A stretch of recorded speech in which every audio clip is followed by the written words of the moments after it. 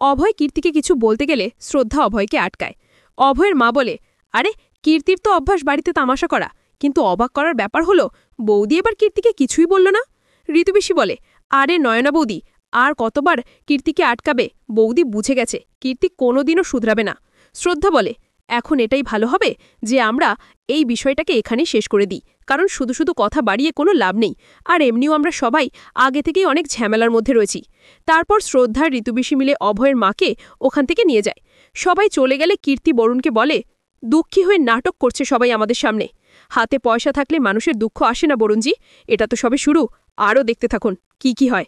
এদিকে দেখা যায় অভয় রেগে শ্রদ্ধাকে বলছে, শ্রদ্ধা, তুমি নিজের বোনকে কোনো শাসন করো না, তাই জন্য ও এত তামাশা করছে।